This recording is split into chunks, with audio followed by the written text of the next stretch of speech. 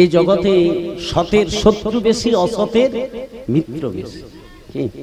আপনি সাধু সঙ্গে একটু যাওয়া আসা করুন, দুই একদিন, আপনি কালকে হরিভজন শুরু করে দেন, গলায় কণ্ঠী রাখুন, তিলক ধারণ করুন, সমালোচনা কার হবে?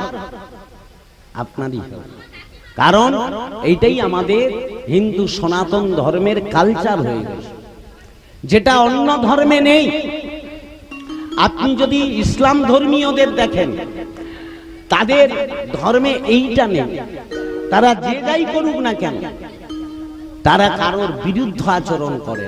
বিরুদ্ধ মানে কি?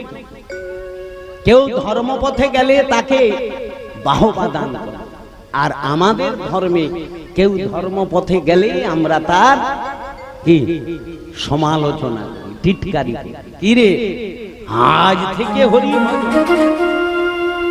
এই যে মা তার মেয়েটিকে নিয়ে এসছে সঙ্গে, ওই বাচ্চা মেয়েটি যদি কাল থেকে হরিভজন শুরু করে, ও স্কুল কলেজও যেতে পারবে। স্কুলের শিক্ষক শিক্ষিকা বলবে আজ নু মালা লিচু, কি তার মানেটা? আজ থেকে মালা লিবার দরকার নেই, আজ থেকে তুই চোর হ, ডাকাত হ, পরে তখন সাধু। এই জন্য চোর ডাকাতের ভাগ আমাদের সমাজে বেড়ে। অদ্য এই মধ্যাহ্নকালী এই মহতীয় হরিনাম বাসরী তথা ভাগবতীয় বাসরী যারা কৃপা করে উপস্থিত হয়েছেন, বা যারা দূর থেকে সাউন্ডের মাধ্যমে শ্রবণ করছেন, এছাড়াও অনন্ত কোটি বিশ্ব ব্রহ্মাণ্ডে অনন্ত কোটি জীব, কীট পতঙ্গ, বৃক্ষলতা, স্থাবর জঙ্গম, পশু, মানুষ, নিরাকারে সাকারে, যে যেখানে যেভাবে অবস্থান করে আছেন, সবার শ্রীচরণ লক্ষ্য করে এই দিনহীন সেবক দূর থেকে আপনাদের চরণে জানাই ভুলণ্ঠিত দণ্ডবোধ প্রণতি। আজকের আমরা সকলে উপস্থিত হয়েছি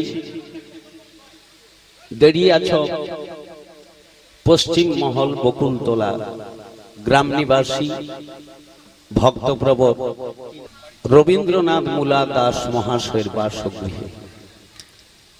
তিনার পুত্রদ্বয় এবং পুত্রবধূ সপরিবার মিলিত হয়ে বহুদিনের তিনাদের সংকল্প বা মানসিক ছিল যৎকিঞ্চিৎ ভক্ত সেবা দিবেন। আর সেই উদ্দেশ্য নিয়ে শ্রী শ্রী গৌর গোপাল শ্রী রাধা গোবিন্দের শুভাগমন করিয়ে এখানকার স্থানীয় যত আমার শুদ্ধ গৌর ভক্তবৃন্দ, ভক্তিমতী জননীবৃন্দ, মহামণ্ডলীর কর্তাগণ এই পরিবার তিনাদের আহ্বান করেছেন, এবং তিনাদের আহ্বানে আপনারা আপনাদের অমূল্য সময় নষ্ট করে, ভজনকে উপেক্ষা করে, এই মতো দাবাদহকে উপেক্ষা করে আপনারা কৃপা করে আজকের এই ভাগবতম বাসরে পদার্পণ করেছেন, চরমধুলি দান করেছেন। অতএব সর্বপ্রথম আমার যারা শুদ্ধ গৌর ভক্তবৃন্দ, ভক্তিমতী জননীবৃন্দ কৃপা করে এসেছেন, সবার শ্রীচরণ লক্ষ্য করে এই দিনহীন সেবক দূর থেকে কোটি কোটি ভুলণ্ঠিত দণ্ডবোধ প্রণতি। নিতাই গৌর সীতানাথ প্রেমানন্দে হরি বল। তো আসুন আমরা একাগ্র চিত্তে মনোনিবেশ করে, আত্মনিবেশ করে, যেহেতু আমরা স্বল্প সময় পাবো, একটু হরিকথা সাধন করব। আর শ্রবণ করাতে গিয়ে বা করতে গিয়ে যদি কোথাও কোনো আপনাদের ভেতরে আরতি জাগরিত হয় বা প্রশ্ন জাগরিত হয়, নিঃসংকোচে আপনারা কৃপা করে বলবেন। গ্রন্থরাজ ভাগবত মহাপুরাণ রহিয়াছেন, তিনি তার সমস্ত মীমাংসা করে দেবেন। নরোত্তম ঠাকুর মহাশয় তিনি তার গুরু বন্দনাতে বলেছেন, বিচার করিয়া মনে ভক্তি রস আস্বাদনে মধ্যস্থ শ্রী ভাগবতম পুরাণ। সংসার জীবনযাত্রা প্রতিটি মানুষের কি করা কর্তব্য, কিভাবে আমরা জীবন যাপন করব, সংসারে প্রতিটি জীবের মূল কর্তব্য কি, কেন আমরা পৃথিবীতে এলাম, কিসের জন্য এলাম, আবার কি নিয়ে যাব,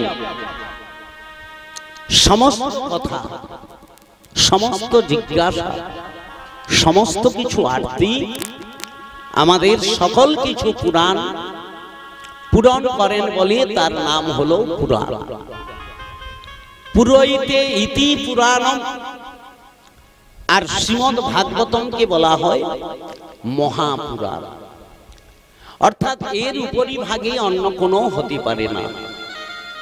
তাই সেই শ্রীমদ ভাগবতম মহাপুরাণ আমাদের হলো মধ্যস্থ, মিডিয়েটার। কেন মিডিয়েটার?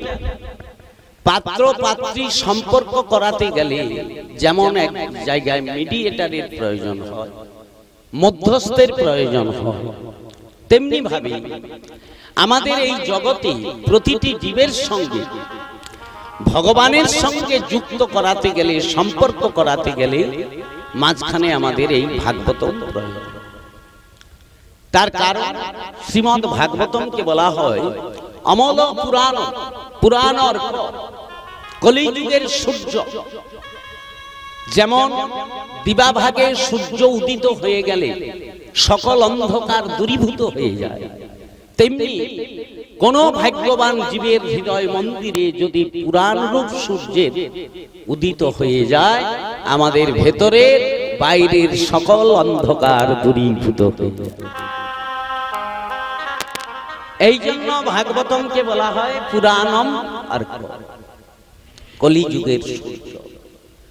আবার এই শ্রীমদ ভাগবতম হলো ভগবানের বাণময়ী মূর্তি, ভগবানের বাগ্ময়ী মূর্তি, সাক্ষাৎ ভগবান, ভগবানের অদ্বিতীয় কলিবর। তাই এই শ্রীমদ ভাগবতম অমল গাথা, অমল পুরাণ, সেই ভাগবতম কথা প্রতিটি জীবের কাছে ব্যক্ত করে দিলেন, প্রকাশ করলেন কে? কৃষ্ণ দ্বৈপায়ন বেদব্যাস। আবার এই ব্যাসদেব যখন তার পুত্র মাতৃগর্ভে অবস্থান করেন শুকদেব গোস্বামী, এই কৃষ্ণ দ্বৈপায়ন বেদব্যাস এই ভাগবতম গর্ভে থাকা সেই শুকদেব গোস্বামীকে আস্বাদন করিয়েছেন। আর সেই ভাগবতম কথা শুকদেব গোস্বামীর দ্বারা রাজা পরীক্ষিতের ব্রহ্মশাপ উন্মোচনের জন্য এই ভাগবতম কথা জগতেই প্রচার হয়। সেই দিন থেকে ভাগবত আমরা পেলাম এই ভারতে, এই জগৎ। যার বক্তা হলো শুকদেব গোস্বামী আর শ্রোতা হলেন পরীক্ষিত। সেই পরীক্ষিত মহারাজ আজকে তিনি বলছেন, আমি ব্রহ্মশাপগ্রস্ত। সকল মুনি ঋষিদের কাছে গিয়ে বলছে, আপনারা মহাজ্ঞানী, মহাপণ্ডিত, আপনারা কৃপা করে বলুন এই কলিযুগে মানুষের কল্যাণ হবে কি করে, জীবের কল্যাণ হবে কি করে, আপনি কৃপা করে বলুন। কেন না, বর্তমান এই কলিযুগে দিনে দিনে ধর্ম ক্ষীণ হতে হতে, দুর্বল হতে হতে ধর্ম এক পদে থেকে গেছে। কটি পদ? একটি পদ। চতুষ্পদ প্রাণীর তিনটি পদ চলে গেলে এক পায়ে দাঁড়াতে পারবে তো? হ্যাঁ কি না? দাঁড়াতে পারবে। তাহলে সত্য যুগে ধর্ম ছিল চার। যুগের যে নামকরণ হয়েছে ধর্মের পাদ ও ভিত্তিতে, সত্য যুগে ধর্মের চারটি পদ ছিল বাবা, তাই বলা হলো সত্যম। চারটি পদ। এইবার এই 4 থেকে 1 কমে গেল, হলো কত? 3, তাই তার নাম ত্রেতা। আবার এই ত্রেতা যুগে 3 পদ থেকে আবার একটি পদ চলে গেল, থাকলো কত? 2, তার নাম দাপর। 2 সত্য 2 মিথ্যা। আর এই কলিযুগে কি 3 ভাগ মিথ্যা 1 ভাগ সত্য। ধর্মের কি অবস্থা বুঝতে পারছেন? ধর্ম তাহলে একেবারে ক্ষীণ, দুর্বল। একটি চতুষ্পদ প্রাণীর 3টি পদ চলে গেলে এক পায়ে দাঁড়াতে পারবে তো? হ্যাঁ কি না? দাঁড়ানো সম্ভব? ধর্ম এইভাবে দাঁড়িয়ে আছে। আবার এই এক পদে দাঁড়িয়ে আছে, তার উপরে বেত্রাঘাত, তার উপরে আঘাত। তাহলে কি অবস্থা দেখবে? এই কলিযুগে ধর্মের এই অবস্থা হবে। দিনে দিনে ধর্ম আস্তে আস্তে করে ক্ষীণ হয়ে যাবে, দুর্বল হয়ে যাবে। আমরা যারা বা আপনারা যারা একটু ধর্মকে আশ্রয় করার চেষ্টা করছেন, এই কলিযুগে যারা ধর্মকে আশ্রয় করবে তাদেরকে পদে পদে আঘাত প্রাপ্তি হতে হবে। যারাই আশ্রয় করে দেখবেন, প্রত্যেকে মূল্যায়ন করে দেখবেন জীবনে, যারাই ভগবানকে আশ্রয় করবে, যারাই ধর্মকে আশ্রয় করবে, সত্যকে আশ্রয় করে চলার চেষ্টা করবে, যারাই স্বধর্ম রক্ষা করার প্রয়াস করবে, এই যুগে তাদেরকেই বেশি করে আঘাত পেতে হবে। আর এই আঘাত পেতে পেতে যদি আপনি দৃঢ় প্রত্যয় করে যদি কেউ ভাবেন আমি হরি ভজন করছি, এত দুঃখ, এত যন্ত্রণা, এত কষ্ট, আমার কেন শান্তি নেই, তাহলে কাল থেকে আর আমি এগুলো কিছু করব না, না এল করবেন। ভগবান যত দুঃখ দেবে, যত কষ্ট দেবে, যত যন্ত্রণা দেবে, তার মানে আপনি জানবেন আপনার জীবনে পরীক্ষা চালু হয়ে গেছে। আর এই পরীক্ষায় পাশ করতে পারলে আপনি একদিন ঠিক উপযুক্ত জায়গায় যেতে পারবেন। কি জানেন মা? এই কলিযুগে প্রায় অল্প আয়ুষা সভ্য কলা যস্মিন যুগে জনা মন্দ সুমন্দ মতয় মন্দ ভাগ্য উপদ্রতা। কি হবে এই কলিযুগে? দিনে দিনে মানুষের পরমায়ু ক্ষীণ হয়ে যাবে, দুর্বল হয়ে যাবে। আমাদের পরমায়ু বাড়ছে না কমছে? মা কমে যাচ্ছে। আবার এই কলিযুগে নানান সমস্যা প্রতিটি মানুষের জীবনে ঘটে যাবে। আবার এই কলিযুগে প্রতিটি প্রজন্ম দিনে দিনে যত প্রজন্ম আসবে পরপর, এদের মধ্যে উচ্ছৃঙ্খল বেড়ে যাবে। আর কি হবে? জীবনটা উপদ্রব হবে। উপদ্রব মানুষের মধ্যে ধৈর্য আর থাকবে না, ধৈর্য হারিয়ে যাবে। মানুষ উচ্ছৃঙ্খল সমাজ পরিস্থিতিতে পৌঁছে গিয়ে ভাতৃবিরোধ শুরু হয়ে যাবে। আবার এই কলিযুগে স্বামী স্ত্রীর কথা মানবে না, স্ত্রী স্বামীর কথা মানবে না, পুত্র পিতার কথা মানবে না, আবার পিতা পুত্রের কথা নেবে। প্রতিটি সংসারে এইভাবে ঝগড়াঝাটি কন্দল বৃদ্ধি পাবে। আবার এই কলিযুগে প্রাকৃতিক বিপর্যয় হবে, বহু অজানা রোগ এসে যাবে, যে রোগ আপনারা বুঝতে পারবেন না, কোনো ডাক্তার নেই, কোনো মেডিসিন নেই। এক রোগ এসে পৃথিবীকে স্তম্ভিত করে দেবে। যেমন আপনারা লক্ষ্য করে দেখেছেন করোনা ভাইরাস, এক ভাইরাস এসে কি হলো? গোটা বিশ্বকে নড়িয়ে দিল, স্তম্ভিত করে দিল। আগামী দিনে আবার যে কি আসবে তারও কিছু আমাদের জানা নেই। এই কথাটি ভাগবত বলছেন। যতদিন এগোবে প্রতিটি মানুষের কি হবে না, প্রায় অল্প আয়ুষা সভ্য কলা যস্মিন যুগে জনা মন্দ সুমন্দ মতয় মন্দ ভাগ্য ভদ্রতা। আমাদের ভাগ্যটি মন্দ, কপাল মন্দ। আপনি সাধু সঙ্গ করবেন, বাধা। আপনি একটু হরিভজনে যাবেন, বাধা। নবদ্বীপ বৃন্দাবন ধামে গেলেন, হঠাৎ করে গন্ডগোল নিজেদের মধ্যে লেগে আপনার জীবনে কোনো কিছু হবে না। অতএব এই মতো অবস্থা প্রতিটি জীবের কি করা কর্তব্য? প্রশ্ন রাখলেন কে না রাজা পরীক্ষিত। কার কাছে? শুকদেব গোস্বামীর কাছে। হে গুরুদেব, আপনি কৃপা করে বলুন আমাদের কি করা কর্তব্য। তখনই শুকদেব গোস্বামী পরীক্ষিত মহারাজকে বললেন, হে মহারাজন, বর্তমানে এই কলিযুগে প্রতিটি জীবের কি করা কর্তব্য? সবই পুংসা পরধর্ম যতর ভক্তির অধক্ষজে অহৈতুকা অপ্রতিহত্যা জয়াত্মা সপ্রসিদ্ধি। সবই পুংসা পরধর্ম।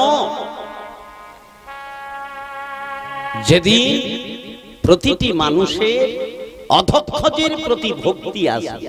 অধক্ষজ কারে বলছে না, যাকে আমরা ইন্দ্রিয়ের দ্বারায় নাগাল করতে পারি না, তার নাম হলো অধক্ষজ, অধ অক্ষজ।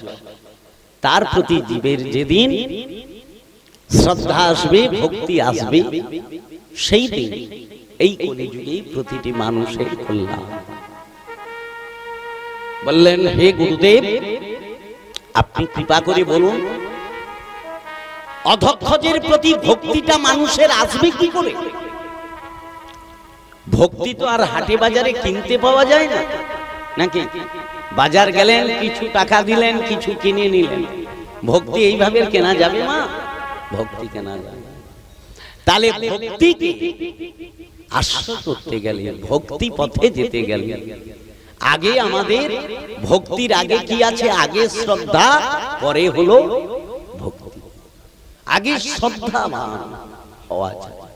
শ্রদ্ধা না এলে ভক্তি আসবে না। আর ভগবানের প্রতি শ্রদ্ধাটা আসবে কি করে? শ্রদ্ধা তো এমনি এমনি আসবে না। আপনার প্রতি আমার শ্রদ্ধাটা আসবে কি করে? আপনার সম্পর্কে যতক্ষণ না আমি জানতে পারছি, ততক্ষণ আপনার প্রতি আমার শ্রদ্ধা আসবে। আসবে বাবা? রাস্তা দিয়ে কত মানুষ চলে যাচ্ছে, কার প্রতি কার শ্রদ্ধা জাগবে না? যখন আপনার সম্পর্কে জানতে পারবেন। তাই যেদিন আমরা ভগবানের সম্পর্কে আমরা জানতে পারবো, ভগবানের যেই দিন অবয়ব, কান্তি, ভগবানের রূপ, ভগবানের গুণ যেদিন জানতে পারবো, সেই দিন আমাদের মধ্যে সেই শ্রদ্ধা আসবে। তার পূর্বে আসবে না।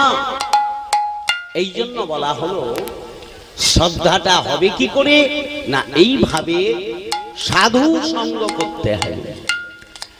আপনি একা বাড়িতে বসে আপনি ভজন করতে পারেন, আপনার কল্যাণ, কিন্তু সাধু সঙ্গ না করলে ভগবানের কথায় রুচি আসবে না, ভগবানের প্রতি আপনার শ্রদ্ধা আসবে না। ভক্তি অনেক দূরের পথ, ভক্তি অনেক দূরের পথ। ভক্তি এমনি এমনি করে হবে না। তাই প্রতিটি জীবের আগে প্রয়োজন কি? ভাগবত বললেন, আগে আহার শুদ্ধি করো। প্রথম সোপান। এই যে আপনারা যারা মণ্ডলীর সঙ্গে ভক্ত সমাজে যুক্ত হয়েছেন, আপনাদের চরণে দণ্ডবোধ জানাই। বহু জন্মের স্বীকৃতির ফলে হয়তো কোনো না কোনো সাধুর কৃপাতে আপনারা সাধু সঙ্গে এসেছেন।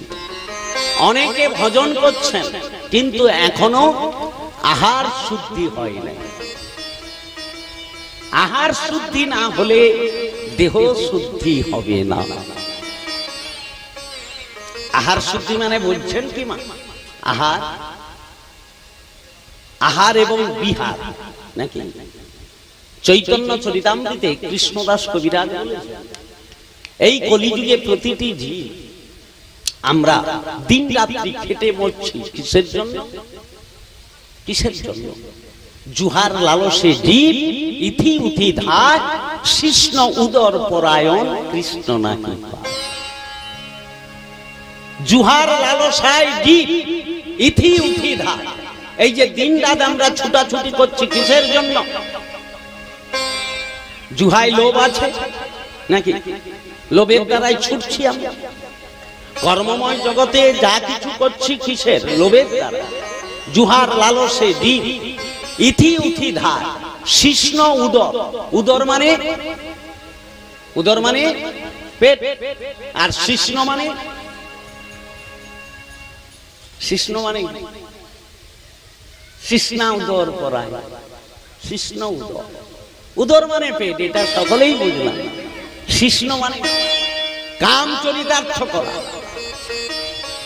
কি বললাম? স্ত্রী সঙ্গ করা, কৃষ্ণ। এই জগতে এই দুটির উপরে জগৎ দাঁড়িয়ে আছে, কি? উদর আর কৃষ্ণ। এই দুটি যতদিন আমাদের মধ্যে থাকবে ততদিন কিন্তু ভগবত কৃপা হবে। বলে তাহলে উদর কি বাদ দিয়ে দিতে হবে? পেট বাদ দিয়ে দিতে হবে? বলে না, আহার করবেন। তবে গীতাতে ভগবান বলছেন, আমার দেহত বস্তু আমাকে যদি কেউ নিবেদন না করে গ্রহণ করে সে হলো মস্ত বড় চোর। এই জগতে যা দেখছো সবটাই আমার। যারা মূঢ়জন, যারা বিষয় আসক্ত, যারা কামিনী কাঞ্চনে আসক্ত, তারা জানে না। এই জন্য দেখবেন চা দোকানে রাস্তাঘাটে অনেকে আমাদের কাছে বলে, আচ্ছা আপনারা যে দিন রাত ভগবান ভগবান করেন, আমি খাঁটি তো খাই। হ্যাঁ কি আইয়া, আমি খাঁটি তো খাই, এখানে ভগবানের আবার কি আছে? বলে না বলে? আপনাদেরকে দু কথা শুনিয়ে দিই, আপনি কি বলবেন? সত্যি কি আপনি খাটছেন বলে খেতে পাচ্ছেন না? উত্তর হবে না। বলবেন কি করে বোঝাবেন আপনি? ধরুন কোন কৃষক চাষ করেছে, ফসল তুলছে, কোন চাকরিজীবী অফিসে যাচ্ছে, কর্ম করছে, পয়সা পাচ্ছে, এখানে ভগবানের আবার কি আছে? ভগবান বললেন এই বিশ্ব ব্রহ্মাণ্ড হলো আমার, প্রতিটি জীব আমার সৃষ্টি, আর এই সৃষ্টির স্রষ্টাতে ভগবান তিনি বিরাজ করে আনন্দ বর্ধন।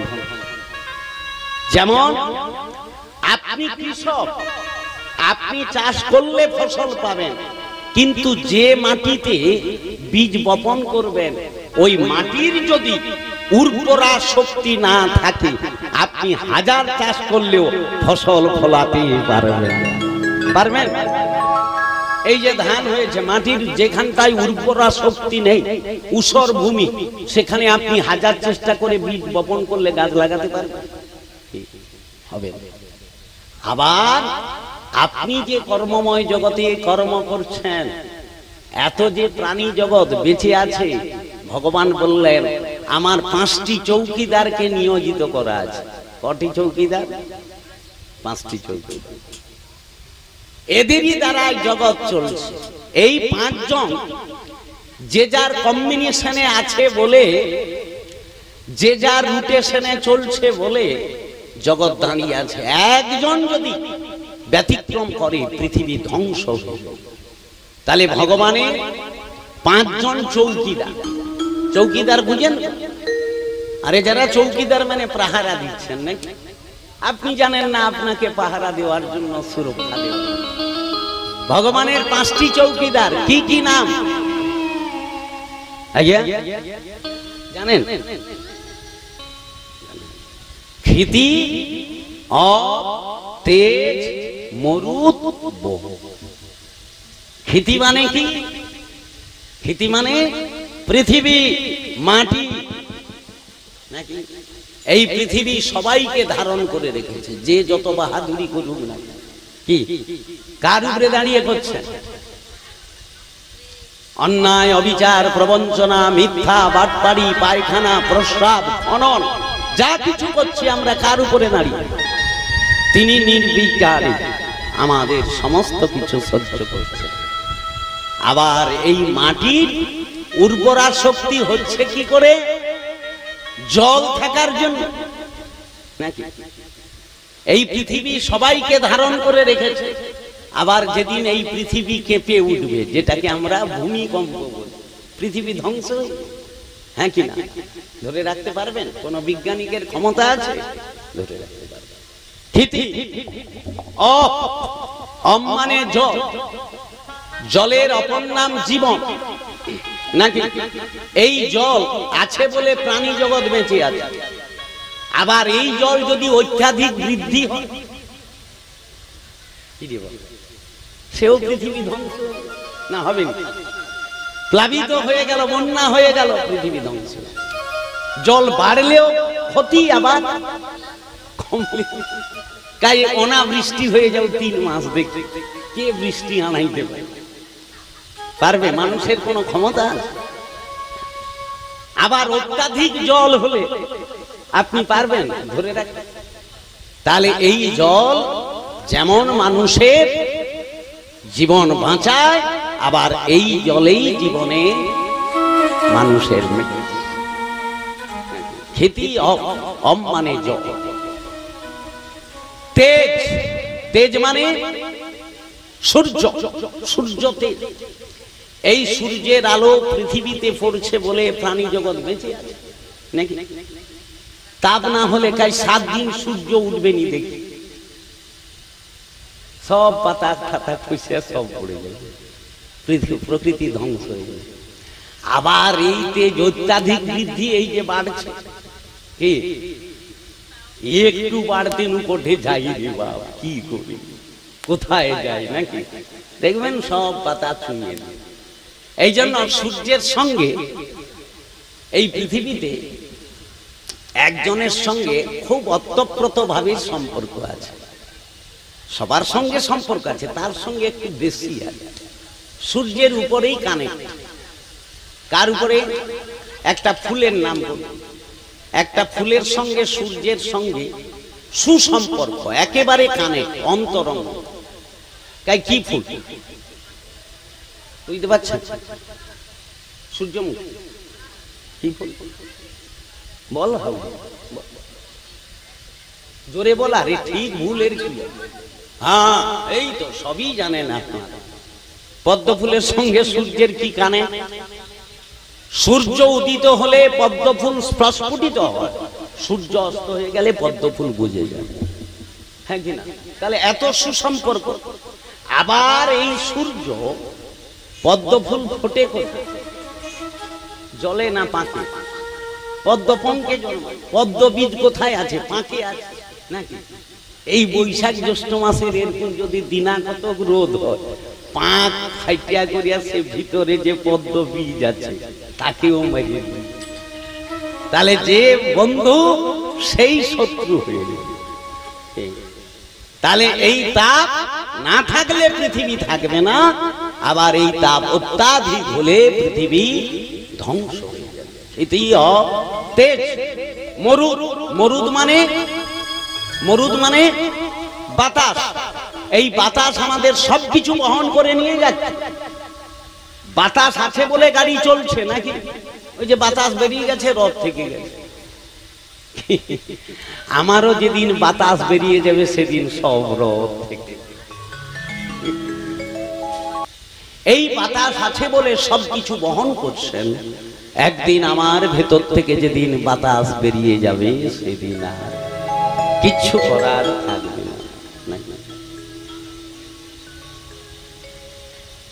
তাহলে এই কারণে ভক্ত চরণে প্রথম আমাদের আটটি হবে ক্ষিতি, অপ, তেজ, মরুদ, বোম। বোম মানে আকাশ, এই বাতাস কমলেও গন্ডগোল, আবার বেশি হয়ে গেল প্রলয়। আর আকাশ আমাদের ছত্র ছায়ায় আমরা আছি, আবার এই আকাশ থেকে যদি উল্কা বৃষ্টি হয়ে যায় তাতেও পৃথিবী ধ্বংস হয়ে যাবে। তাহলে ভগবান বললেন আমার 5টি চৌকিদার, আমি সবাইকে আজ্ঞা দেই বলে সবাই আমার কর্মে নিয়োজিত আছে, যে যার পথে চলে বলে এখনো জগৎ দাঁড়িয়ে আছে। একজন যদি ব্যতিক্রম করে পৃথিবী ধ্বংস, কেউ ধরে রাখতে পারবে না। এই জন্য হে ভক্তজন মণ্ডলী, হে ভক্তিমতী জননীগণ, মাথায় রাখতে হবে আমাদের যা করছেন তিনি করছেন, আমি নিমিত্ত মাত্র। হ্যাঁ কি না? আজ্ঞা, নিমিত্ত মাত্র, তার ইঙ্গিতে জগৎ চলে।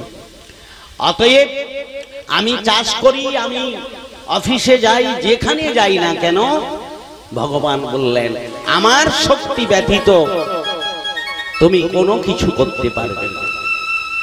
আমার কৃপা ব্যতীত একটা বৃক্ষের পাতাও নড়ে না। মানুষ তো কোন, আজকের এই যে আমি কথা বলছি, আমার কথা বলার শক্তিটা দিয়েছেন কে?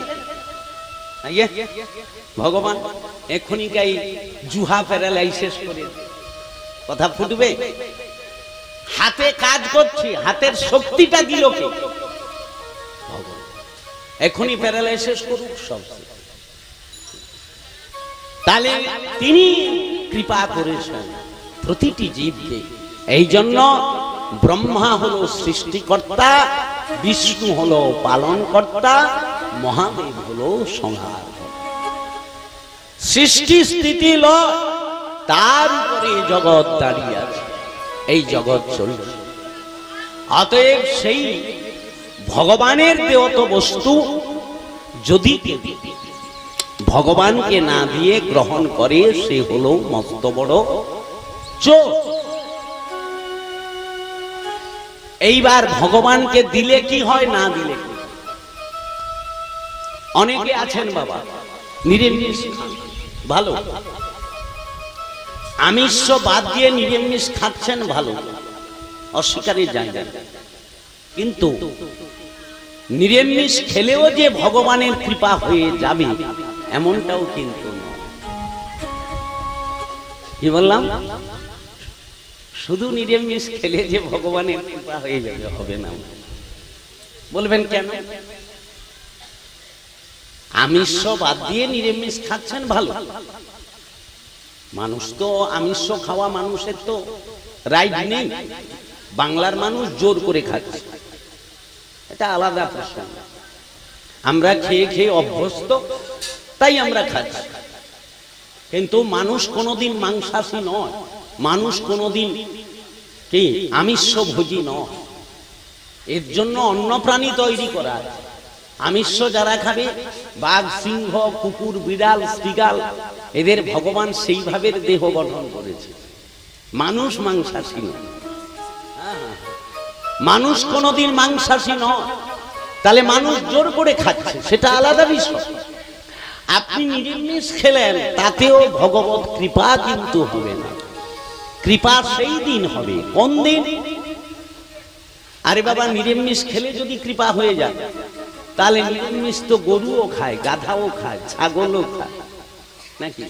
গরু নিরামিষ খায় না, তাতে কৃপা হয়ে যাবে। তাহলে ভগবান বললেন আমার দেওত বস্তু আমাকে নিবেদন করতে হবে। নিবেদন করলে কি হয়, যেটা সাধারণ মানুষ জানে না। আমরা অনেকে বুঝতে পারি না। এই যে আমরা জল পান করি, জলেও দোষ, খুব ডিপের কথা। এ অনেক চিন্তাধারার বিষয়, যেটা সাধারণ মানুষ এর ধারে কাছে যাবে। জলে দোষ, জলে একটা দোষ। ফল, যেটাকে আমরা বাল্য সেবা বলি, ফলমূল সেবা করি, ওটাতে 4টা দোষ। জলে একটা দোষ, ফলে চারটি দোষ। পকান্ন, পকান্ন মানে লুচি পুরি সুজি, এটাতে 8টা দোষ, পরপর বেড়ে যাচ্ছে পার্সেন্ট। আর অন্যেতে 16টা দোষ। কিসে দোষ? কিসে দোষ? অন্যেতে। সব থেকে যেখানে বলছেন শাস্ত্রে যে ব্রহ্মদানা ছাড়া, অন্ন দানা ছাড়া জীবের জীবন ধারণ হয় না, হ্যাঁ কি না? আর তাতেই বেশি দোষ। অন্যেতে 16টা দোষ। বিচার করবেন, এগুলো যারা একটু এই লাইনে আছেন তারা ছাড়া জানেন না। অন্যেতে 16টা দোষ মানে কি? যত দোষ এই অন্যের উপরে রেখেছে। এই জন্য স্বামী স্ত্রী ঝগড়া হল, মা সন্তানকে বকাবকি করলো, প্রহার করলো, মানুষ রাগ দেখায় কার উপর? খাবনি, যা খাবনি, ঠিক ধরছ তো। এবার গোড়াটা কথা, ঘুরে ফিরে কার উপরে দোষ? অন্যের উপরে। আমার সঙ্গে ঝগড়াঝাটি হলো, রাগারাগি হলো, আমি খাবনি, রাগটা দেখাচ্ছি কার উপর? অন্যের উপর। আপনি ছেলেকে প্রহার করলেন, সে রাগ দেখাবে কার উপর? খাবারের উপর, অন্যের উপর। আর যে রেগে যাবে, একটা কথা বলি, সংসারে যে যত ইয়ে যাকে বাবু তো বেশ করলো, কি বলবো বাবু। এখন আপনার সঙ্গে যার রাগ হোক না কেন, ঝগড়াঝাটি হোক না কেন, একটা টটকা শিখে যায়। যার সঙ্গে যার ঝগড়াঝাটি হোক না কেন, কাউকে তেল মারা চলবে। কি বাচ্চাকে প্রহার করলেন, বোকা ঝোকা দিলেন, সে রেগে খাচ্ছে না, আপনি গিয়া বলতেছে বাবু রে খাইলে রে খাইলে। যত তুমি তেল মারতে যাবে তত রাগ বাড়বে, হ্যাঁ কি না? আর সে রাগটা দেখাবে কার উপর? ওই অন্যের উপর, খাবারের। তাহলে তেল মারা চলবে না, প্রথম নম্বর।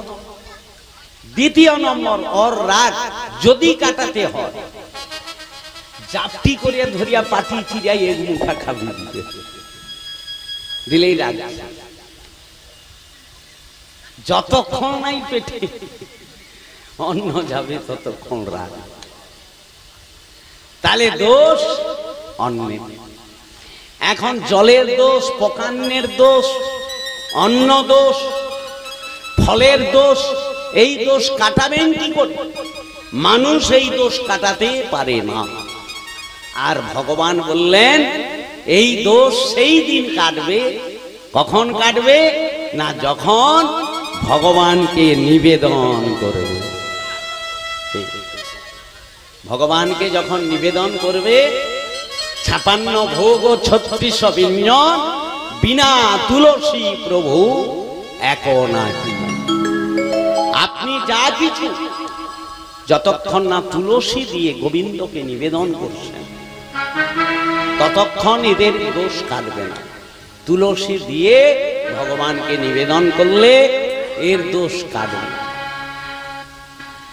আর দোষ কাটলে, ভগবানকে নিবেদন করলে তাহা হয় প্রসাদ। কি বললাম? ভগবানকে নিবেদন করলে তাহা হয় প্রসাদ। বাড়িতেও চাল সিদ্ধ হলো, তার নাম কি? ভাত। এখানেও চাল সিদ্ধ হয়েছে, এটির নাম প্রসাদ। প্রসাদ অন্ন। তাহলে একটি নিবেদিত আর একটি হলো অনিবেদিত। নিবেদন করলে সব দোষ কাটলো।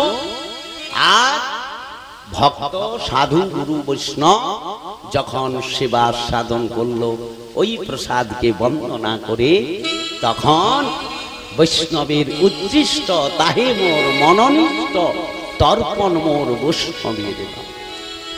যেদিন বৈষ্ণবের অধরামৃত সুধা এসে যাবে, সেই দিন তাহা মহাপ্রসাদে পরিণত।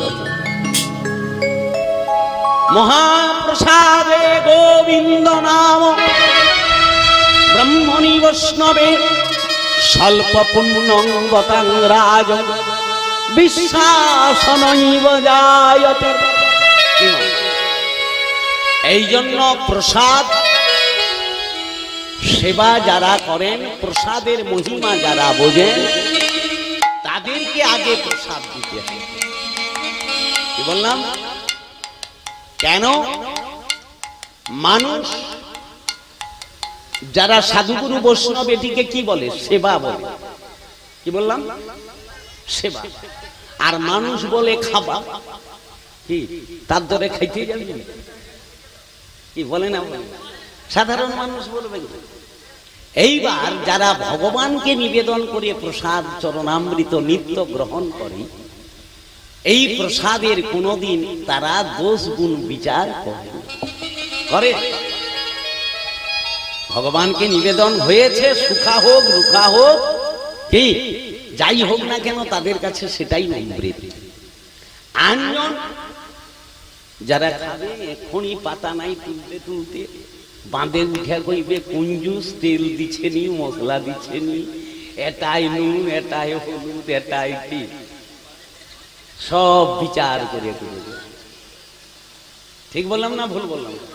এইটা হলো প্রসাদ সেবীর সঙ্গে আনজনের কথা। এইবার যারা ভক্ত বৈষ্ণব, তারা প্রসাদ পেতে বসে প্রসাদ পাওয়ার পূর্বে প্রসাদকে আগে বন্দনা করতে হয়। এই যে অনেকে বলেন যে আচ্ছা বৈষ্ণব দিয়ে তো নিরামিষ সেট দিয়ে বৈষ্ণব দিয়ে পাক করা হলো, বৈষ্ণব দিয়ে সেবা নিবেদন করা হলো, আবার কেন বৈষ্ণবদেরকে আলাদা সেবা দিতে? এক আসনে দেওয়া যাবে না, দেবেন না, শাস্ত্রে না বলেছে।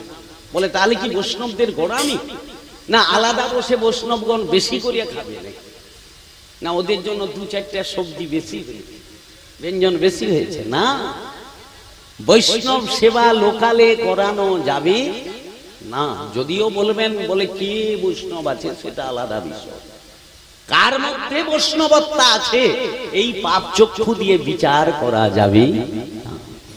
গুরু কৃষ্ণ প্রেম যা লেগেছে অন্তরে, নয়ন দেখলে যাইছে না।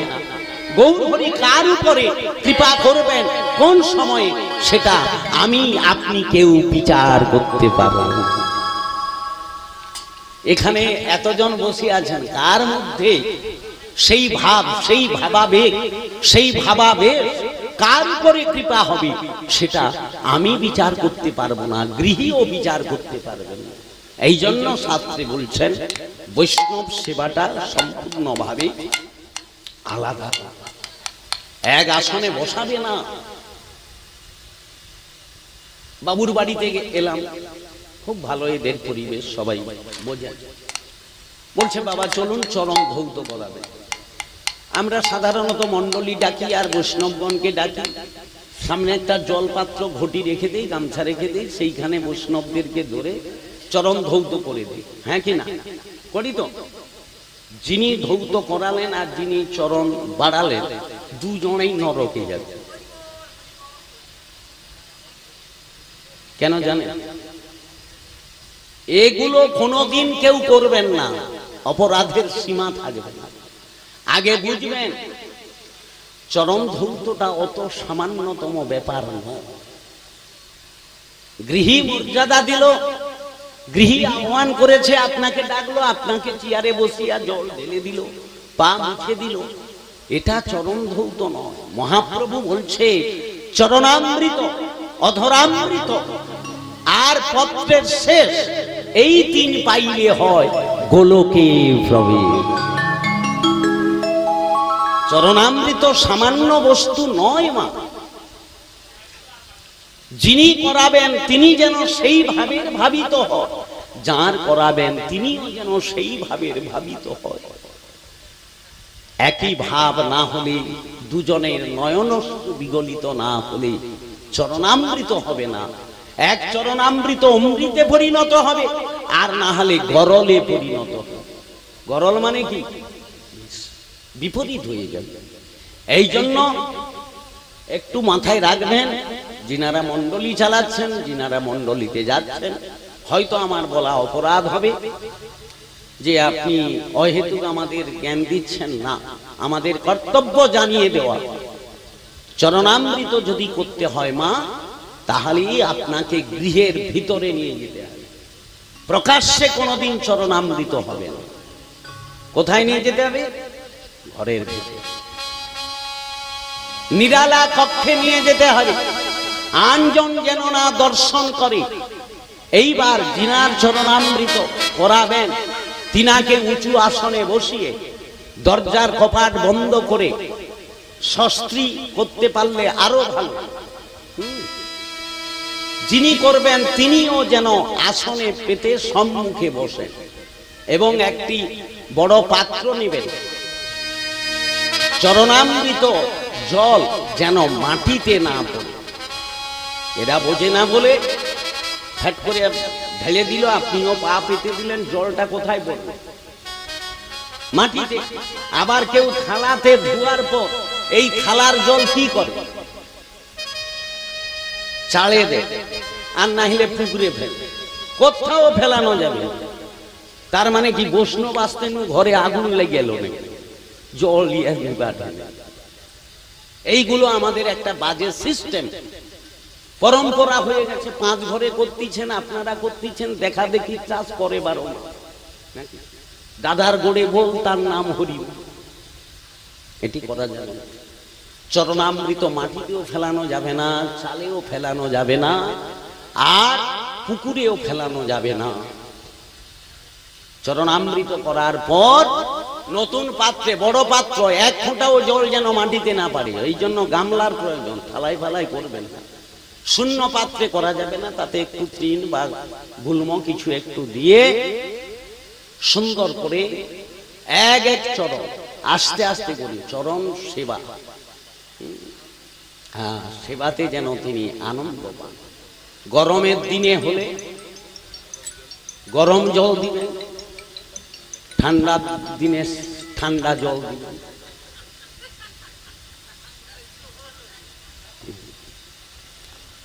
সময় উপযোগী সেবা। গরমের দিন হলে শীতল জল দিতে হবে, আর ঠান্ডার দিন হলে গরম জল করে দিতে হবে। সেবাতে যেন তিনি আনন্দ পান। নাইলে সে রাজার বাড়িতে গুরুদেব গেছে, রাজার এক কর্মচারী দাঁড়িয়ে দাঁড়িয়ে দেখতেছে গুরু সেবা কারে বলে। বয়স্ক লোক, গুরুদেব 80 বৎসর পেরিয়ে গেছে, বৎসরে একবার করে গুরুদেবের বাড়ি, শিষ্য বাড়ি আসেন রাজবাড়িতে। এখন তিনি এসেছিলেন জ্যৈষ্ঠ মাসে। জ্যৈষ্ঠ মাসে আসার সঙ্গে সঙ্গে রাজা আপ্লুত হয়ে রানীকে বলছে, এসো এসো গুরুদেব, ঘর্মাক্ত বদন, বাতাস টানো, পাখা দিয়ে বাতাস করছে, আর শীতল জল, কুয়োর জল, ঠান্ডা জল, সেই জল নিয়ে সে চরণ ধৌত করছে। কর্মচারী রাজার, সে দাঁড়িয়ে দাঁড়িয়ে দেখছে। এই দৃশ্য দেখে তিনি মনে মনে ভাবলেন, গুরুদেব আমাকে কি কোনোদিন কৃপা করবেন না? আমি সাধারণ কর্মচারী, বলতেও পারছে না রাজবাড়ির গুরুদেব। এখন তারপরে গুরুদেব চলে গেলেন। আবার 6 মাস বাদে বৈশাখ, জ্যৈষ্ঠ, আষাঢ়, শ্রাবণ, ভাদ্র, আশ্বিন, কার্তিক, অঘ্রাণও চলে গেল, পৌষ, একবারে মাঘ মাসে ঠান্ডার দিনে গুরুদেব আবার আসতেছে রাজবাড়ি। আর এই যে কর্মচারী রাস্তায় গুরুদেবকে দেখে বলে, এইবার সুবর্ণ সুযোগ, গুরুদেবকে কোন রকম আমার বাড়িতে নিয়ে যায় বলে জোর করে গুরুদেবকে নিয়ে গেল। বলে আরে না রে বাবা, যাব না। বলে না, সে হবে। নিয়ে গেছে, 80 বছরের বয়স, টেনে নিয়ে গেছে। গুরুদেবকে বাড়িতে বসাবার সঙ্গে সঙ্গে তার স্ত্রীকে ডেকে বলতেছে, বাতাস দে, বাতাস। কেন না, রানী করছে বাতাস। হারিয়ে থাম থাম, ইয়ে কি? বলে না, উনি থাম বলবে, তুই জোর করিয়া খেয়ে। তারপরে শীতল জল দিয়া চরণ ধৌত করে আসে। মাঘ মাসে সেই ঠান্ডা জল নিয়ে ঈশা গুরুদেবের যেই পায়ে দিচ্ছে, গুরুদেবের অবস্থা খারাপ। সময় উপযোগী সেবা, খুব মারাত্মক কথা। হ্যাঁ, যে সময়ে যেটা করা দরকার সেটি মাথায় রাখতে হবে। সেবাতে যার সেবা করব তিনি যেন সন্তুষ্ট হন। আবার কোন চরণ থেকে সেবা শুরু করবেন, জল কোথায় দেবেন? বাম পদের বৃদ্ধাঙ্গুলে দুটি চরণকে আগে বক্ষে লাগাতে হবে, তারপর কপালে ঠেকাতে হবে, তারপর এক এক চরণ ধরে আপনাকে আস্তে আস্তে করে সেবা দিতে হবে। তারপর ধূপ গন্ধ আদি দিয়ে বরণ করে এই চরণামৃত জল আপনাকে রাখতে হবে নতুন পাত্রে করে ঢেলে রাখতে হবে। সেটা আবার সেই পাত্র আপনার যে সেবা কুঞ্জ আছে সেই কুঞ্জের কাছে এক সাইডে রেখে দিতে হবে, তাতে নিত্য সেবা দিতে হবে। ওখান থেকে চরণামৃত নিত্য আপনাকে পান করতে হবে। করলে কি হবে? অকাল মৃত্যু হরণং সর্বব্যাধি বিনাশনং বিষ্ণু পাদরকং মৃত্যু। এই আর যদি না করে আপনার যদি মনে কোনোভাবে একটু খালি বিকার থাকে, গুমুদ ঘাঁটে আসছে, পায়ে নখ কোণা আছে বা হাজা আছে, চর্মরোগ আছে, ও জল কি আমি খাবো? মরে যাবে। করার দরকার নেই। বিশ্বাসে বিনাশ, অবিশ্বাসে সর্বনাশ। সর্বনাশ হয়ে যাবে। এই জন্য এখনো মা আপনারা অনেকে এখান থেকে শ্রীপাঠ গোপীবল্লভপুর যান নাকি, গুপ্ত বৃন্দাবন শ্যামানন্দ পরিবারের শ্রীপাঠ। এই গোপীবল্লভপুরে এখনো পর্যন্ত আজ থেকে 350 বছর পূর্বে এই পশ্চিম মেদিনীপুর তখন পুরোটা জঙ্গলে পরিপূর্ণ ছিল। দুঃখী কৃষ্ণ দাস যিনি বৃন্দাবনে গিয়ে রাধারানীর কৃপা প্রার্থী হয়ে শ্যামানন্দ হলো, আর তারপরে ওখান থেকে শ্যামানন্দ প্রভু এসে গোপীবল্লভপুরে শ্রীপাঠ করল। 4টা পাঠবাড়ি, 4টা শ্রীপাঠ আছে। আপনারা অতটা হয়তো অনুভব করতে পারবেন না। নিত্যানন্দ পরিবারের শ্রীপাঠ হলো খড়দহ, গৌরীদাস পণ্ডিতের পরিবার শ্রীপাঠ অম্বিকা কালনা, আর বক্রেশ্বর পণ্ডিতের শ্রীপাঠ হলো গম্ভীরা, আর শ্যামানন্দ পরিবারের শ্রীপাঠ হলো গোপীবল্লভ। এই 4টা পাঠবাড়ি। এই জন্য যে যে দেশস্থ গুরুদেবের কাছে যে যেখানে দীক্ষা নেন না কেন, মাথায় রাখবেন যে যার পাঠবাড়ি একবার দর্শন করে আসবে, না গেলে কৃপা হবে। যে পাঠবাড়ি আপনি 4টা পাঠবাড়ি যেতে পারেন। তো সেই যে শ্যামানন্দ প্রভু শিষ্য ছিলেন রসিকানন্দ প্রভু, আর এই রসিকানন্দ প্রভু আজ থেকে 350 বছর আগে এই পশ্চিম মেদিনীপুর, আজকের মেদিনীপুর ভাগ হয়ে গেল। আগে তো মেদিনীপুর একটাই ছিল। এই মেদিনীপুরে, পশ্চিম মেদিনীপুরে এত জঙ্গল, এত বন, যেখানে বাঘ, সিংহ, হাতির এত উপদ্রব, সেই সময় এই গুপ্ত বৃন্দাবনে লক্ষ বৈষ্ণবকে আহ্বান করে, আমন্ত্রণ দিয়ে তাদেরকে আনায়ন করে সেখানে রসিকানন্দ প্রভু এই লক্ষ বৈষ্ণবের চরণামৃত একটি পাত্রে রেখেছিলেন। দুষ্প্রাপ্য কথায় কথায় বলে যাচ্ছি, যদি কেউ কোনোদিন গোপীবল্লভপুরে যান, এই লক্ষ বৈষ্ণব চরণামৃত নেওয়ার প্রয়াস করব।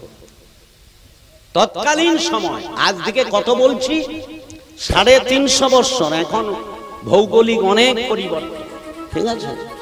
আজকের তো গোপীবল্লভপুরে আপনি অনাক্লেশে 2-3 ঘন্টায় পৌঁছে যাবেন।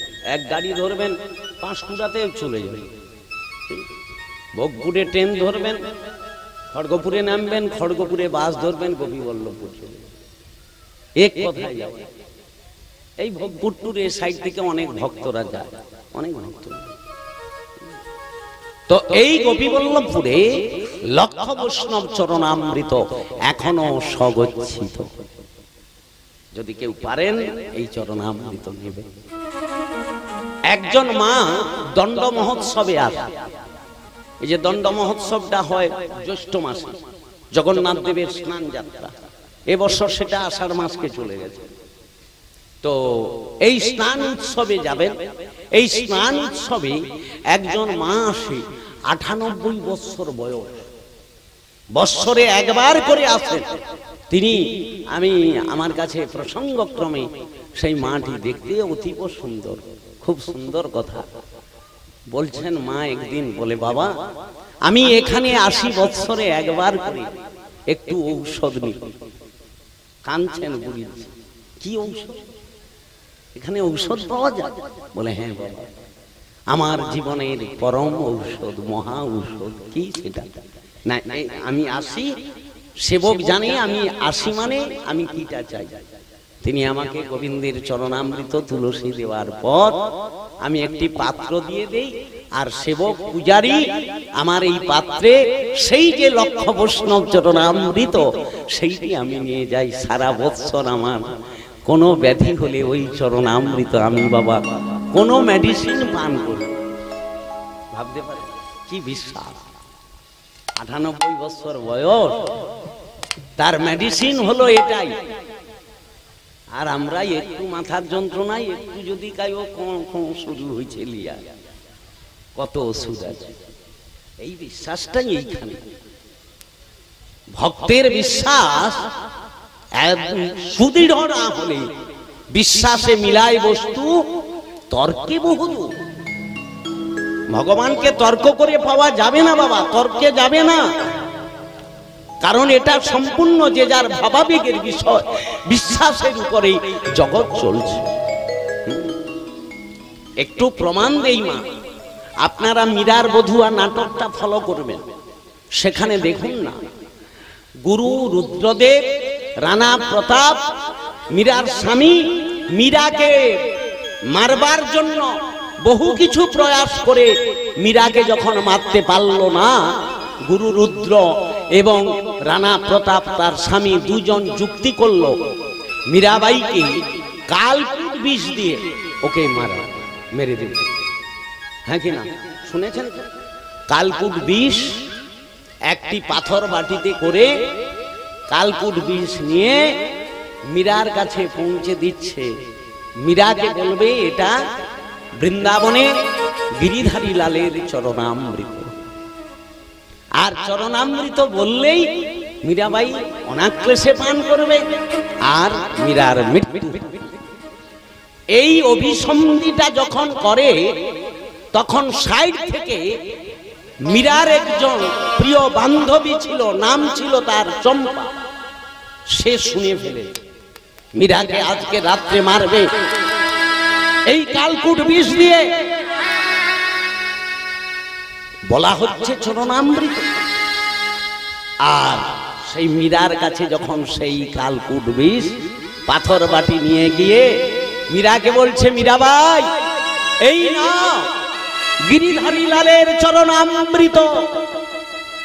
যেই বলেছে মীরা সঙ্গে সঙ্গে যার গিরিধারী নামে চোখে জল আসে, গিরিধারী লালের চরণামৃত দাও দাও, দুহাত পেতে দিয়েছে।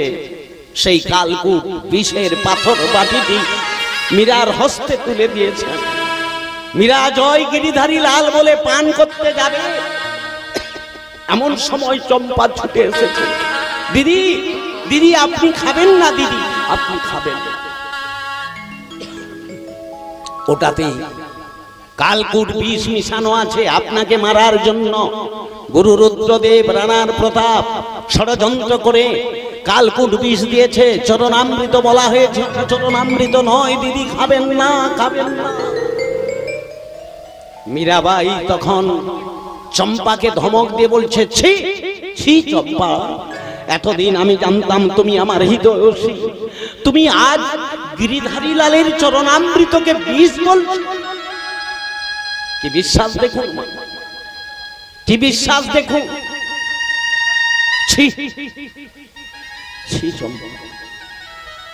মীরার বিশ্বাসটাকে কোনোভাবে ভাঙতে পারছেন না। তিনি চরণামৃত পাবে। চম্পা ভাবলো আমার কথায় যেহেতু মীরাকে আমি থামাতে পারিনি, তাহলে বেশ ওই পাত্রে কি আছে আমি সেটা এক্ষুনি প্রমাণ করে দেব। দেখুন বাবা, এই জায়গাটা খুব ডিটেকটিভ কথা। একই পাত্র থেকে দুজন পান করে দুটি ফল হল। মীরাবাই সেই পাত্র থেকে পান করলেন, মীরার মুখ থেকে গরল উঠে মীরা মারা গেল, চম্পাবাই মারা গেল, আর মীরাবাই জয় গিরিধারী লাল বলে সেই চরণামৃত কালকুট বিষকে তিনি জয় গিরিধারী লাল বলে পান করল। তিনি সেই পাত্র থেকে অমৃতের আস্বাদন। এও তো আমরা দেখেছি। তাহলে বলুন, বিশ্বাসের উপরে জগৎ দাঁড়িয়ে আছে। কোনদিন কেউ অবিশ্বাসে যাবে না, কেউ যদি তর্ক করে কারোর সঙ্গে তর্কে যাবেন না। অতএব ভগবানের কৃপা প্রার্থী যারা পাবে তাদেরকে আমি অনুরোধ করছি, বৈষ্ণব চরণামৃত এইভাবে করতে হয় মা। এর ব্যতি রেখে কেউ ওইভাবে পা বাড়াবেন না। কেউ যদি ঢালে, যেমন এই যে আমি এসছি, আমাকে গৃহী বলছে বাবা আসুন আসুন, আমলে না, যদি করতে হয় আপনাকে ভেতরে যেতে হয়, নিরালায় যেতে হয়। আনজন দেখলে শ্রদ্ধা ভক্তি নষ্ট হবে, মানুষ কুকথা বলবে। কারণ এই জগতে সতের শত্রু বেশি, অসতের মিত্র বেশি। আপনি সাধু সঙ্গে একটু যাওয়া আসা করুন, দুই একদিন, আপনি কালকে হরিভজন শুরু করে দেন, গলায় কণ্ঠী রাখুন, তিলক ধারণ করুন, সমালোচনা কার হবে? আপনারই হবে। কারণ এইটাই আমাদের হিন্দু সনাতন ধর্মের কালচার হয়ে গেছে, যেটা অন্য ধর্মে নেই। আপনি যদি ইসলাম ধর্মীয়দের দেখেন, তাদের ধর্মে এইটা নেই। তারা যে যাই করুক না কেন, তারা কারোর বিরুদ্ধ আচরণ করে। বিরুদ্ধ মানে কি? কেউ ধর্মপথে গেলে তাকে বাহবা দান করে, আর আমাদের ধর্মে কেউ ধর্মপথে গেলে আমরা তার কি সমালোচনা করি, টিটকারি করি। কি রে, আজ থেকে হরিভজন। এই যে মা তার মেয়েটিকে নিয়ে এসছে সঙ্গে, ওই বাচ্চা মেয়েটি যদি কাল থেকে হরিভজন শুরু করে, ও স্কুল কলেজও যেতে পারবে। স্কুলের শিক্ষক শিক্ষিকা বলবে আজ নু মালা লিচু, কি তার মানেটা? আজ থেকে মালা লিবার দরকার নেই, আজ থেকে তুই চোর হ, ডাকাত হ, পরে তখন সাধু। এই জন্য চোর ডাকাতের ভাগ আমাদের সমাজে বেড়ে পারছে না কোন। এই করে আজকের ধর্ম তলানিতে ঠেকে যাচ্ছে। আমাদের কালচারটাই এইভাবে হয়ে গেছে। আপনি কাল থেকে একাদশী শুরু করুন, কাল থেকে আপনি হরিভজন শুরু করুন, আপনাকে দেখে গালমন্দ করবে আপনারই বাড়ির কাছের মানুষ, হ্যাঁ কি না? আপনি একটু মন্ডলীতে যাতায়াত যাওয়া আসা শুরু করুন, বলে এরা যায় আসে কেন জানো না? জয় রাধে গোবিন্দ পরে চাউলে আনন্দ। টিটকারি করবে, গালমন্দ করবে, যারা করবে নিন্দুক জনার পায়ে কোটি নমস্কার। কোন রূপ তাদের উপর বিরুদ্ধ আচরণ করার দরকার নেই। বলে হ্যাঁ ঠিকই বলেছো ভাই, জয় রাধে গোবিন্দ পরের চাউলে আনন্দ। ঠিক, তুমি একবার চলো পরের চাউলে আনন্দ করো, সে আর আসে। অতএব আমাদের ধর্মেতে আজকের এই অবস্থা, দুরবস্থা তৈরি হয়েছে, তার কারণ আমাদের ধর্মের কালচার নেই। যদিও আজকের দিনে ইউটিউবের মাধ্যমে মানুষ শুনে শুনে একাদশী করা ভক্ত বাড়ছে না কমছে? দামোদর ব্রত, নিয়ম সেবা, আস্তে আস্তে মানুষ এই দিকে প্রতিটি জায়গায় মান। আপনাদের কৃপায় আমরা তো বিভিন্ন জেলা, বিভিন্ন থানা, বিভিন্ন রাজ্য ঘুরে ফেললাম। আমাদের এই বাংলায় কি আছে ভক্ত? শুধু মেদিনীপুরটাই একটু বেশি ভক্ত আছে। তা না হলে ভক্ত যদি সত্যি, যে আমি মাঘ মাসে মেঘালয় গিয়েছিলাম প্রোগ্রাম করতে, মেঘালয়, আসাম মেঘালয়, আপনাদের ব্যাখ্যা দিতে পারবো না ভক্ত কারে বলে। এবং সে ভক্ত কি ভাবাবেগের ভক্ত। আমাদের এদিকে সেই কালচার এখনো হয় নাই। যখন একটা ভাবের কোন কীর্তন, ভাবের সুর ভাবাবেগে পৌঁছে যায়, তারা প্রত্যেকে আলিঙ্গন করে, কি নারী কি পুরুষ সকলে। আলিঙ্গনে চোখের জল ফেলছে মত্ত হয়। কি যুবক কি যুবক আমাদের করতে পারবেন? আপনি কাই আলিঙ্গন করিয়া দেখবেন, কালকেই ক্যাসেট বাজবে। বাপ্পা, কারণটা কি? আমাদের সেই পরিবেশটাই তো নেই। মানুষের চোখটা তো খারাপ নাকি? আপনি কি ভাবাবেগে যাচ্ছেন, কি ভাবে যাচ্ছেন, এটা বিচার করার দরকার। ফ্যাট করে আপনার সম্পর্কে একটা গালমন্দ কথা বলুন, এই জন্য শেষ। আমি হাই ঘাটাল বর্দা চৌকনে ভাগবত করতে গেলাম সপ্তাহকাল। সেখানে কিছু ভক্ত মায়েরা আসতো প্রত্যহ 5-6 কিলোমিটার দূর থেকে। বলে, বাবা আমরা এই পথে আছি বলে আমাদেরকে কত যে কথা গালমন্দ শুনতে হয়, তবুও কি জানি না রাধারানী এমন কি কৃপা করেছে, যখনই হরি কথা যেখানেই শুনি, আমরা তো আর ওই নাটক নভেলে যাত্রা হাঙ্গামায় যাই না, আমরা মেলা পার্বণ কোথাও যাই না, যেখানেই হরি কথা হয় 10 কিলোমিটারও যদি হয়, এই মায়েরা আমরা যাই হরি কথা আছে। তাদের গতি আমলে মা ধরে রাখো। একদিন দেখবে যারা তোমাকে গালমন্দ করছে, যারা তোমাকে টিটকারি করছে, একদিন দেখবে তারাই এসে তোমার চরণে পড়বেই পড়বে। কারণ এছাড়া তো আমাদের আর কোনো রাস্তা নেই। আর যারা মানছে না, একদিন তাকে মানতেই হবে। বুঝবি ভজা দুদিন পরে পরীক্ষা এলে পরে। পরীক্ষাটা কি? হঠাৎ ওই যে লোকটা ভগবান মানে না, সাধুগুরু বৈষ্ণব মানে না, ওই লোকটা দেখুন একটা ব্যাধিগ্রস্ত হয়ে যাক, ফ্যাট করে এবারে বলছে হবে না, হয় হবেই। অতএব যারা আগে থেকে নামতে পেরেছেন খুব ভালো, কারণ হরি ভজন বৃদ্ধ অবস্থায় হয় না, হরি ভজন করতে গেলে বাল্য অবস্থা থেকে শুরু করতে হয়। যাদের বয়স হয়ে গেছে আর হবে না ভজন, হরি নামার দ্বারাই আপনি, নামাভাসের দ্বারাই আপনি উদ্ধার হতে পারেন, কিন্তু ভজন ভজন করতে গেলে উপযুক্ত সময় থেকে পথ চলা শুরু করতে হয়। ভগবানের চরণে ফুলটি দিতে গেলে ফুলটা যেন মধু অবস্থায় ফুলটা দেবে না, ফুল ঝরার সময় দেবে। আজকের কতজন চোখের জল ফেলে বাবা। আমরা যদি একটু আগে থেকে নামতে পারতাম তাহলে আমাদের অনেক, কিন্তু ভগবান বললেন ফুল দেবে তো ফুলটা যেন মৌমাছি আসার আগে ফুল তুলে না। ওগো কি ফুলে পুজিব হরি চরণ,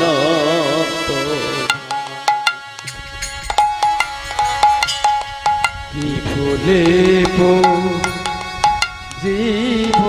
হরি চরণ তোমার। বলি হ্যাঁ, কি ফুলে পুজিব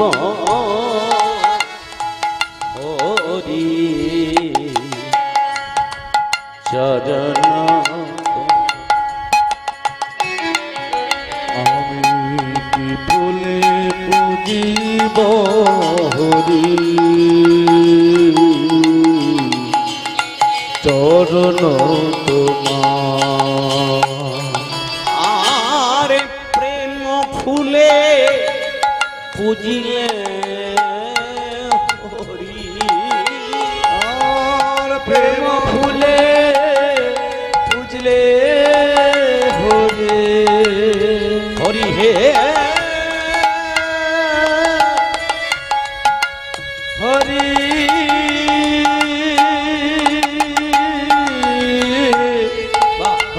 হরি।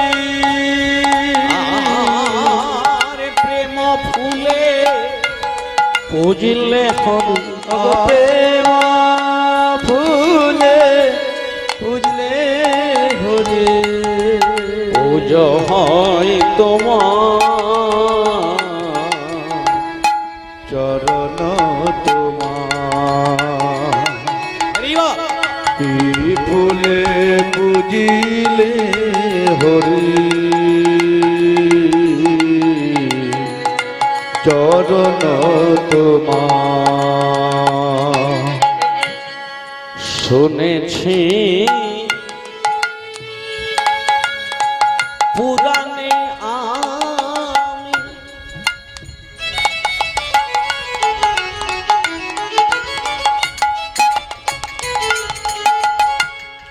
তুলসী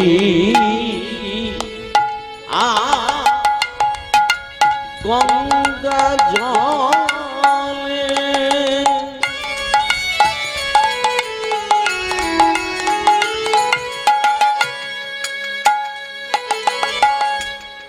তুলসী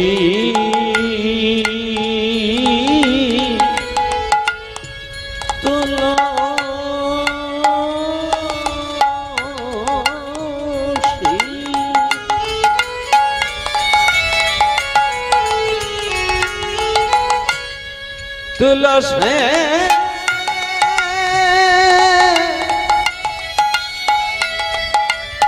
তুলসী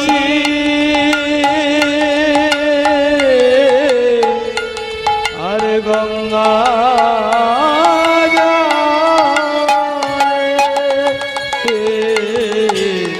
তুলসী আর গঙ্গা জলে বুঝলে হরি চরণ মেলে। তুলসিয়া গঙ্গা জলে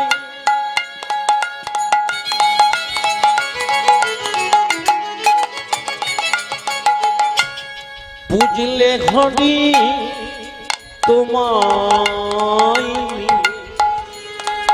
আর তুলসিয়া গঙ্গা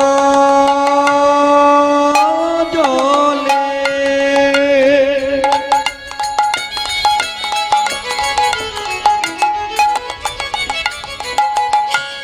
বুঝলে হরি চরণ মেলে।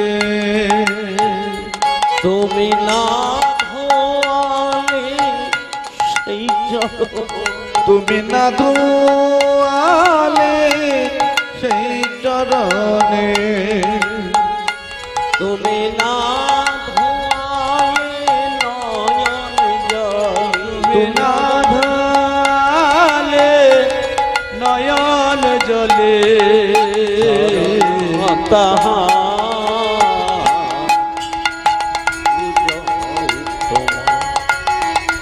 আর কি ফুলে পুজিব হরি চরণ তোমার। ফুলে পুজিব হরি চরণ তোমার। ওগো দয়াল কি ফুলে, সেই ফুলটা কি? এক হলো জড় জগতের যত ফুল, এই যে ফুল, যে ফুলে গোবিন্দের সেবা করছেন, ফুলটা কখন চয়ন করবে? এখানে অনেক মায়েরা আছেন নিত্য সেবা করেন, ফুল কখন চয়ন করতে হয় জানো মা? কখন? সূর্য উদয় হওয়ার আগে। মনে রাখবে, কি বললাম? সূর্য উদয় হওয়ার আগে। কেন? পূরব গগনে হেরয় অরুণ প্রকাশ, অরুণ প্রকাশ জল মধু কর সেই কুমদিনী পা।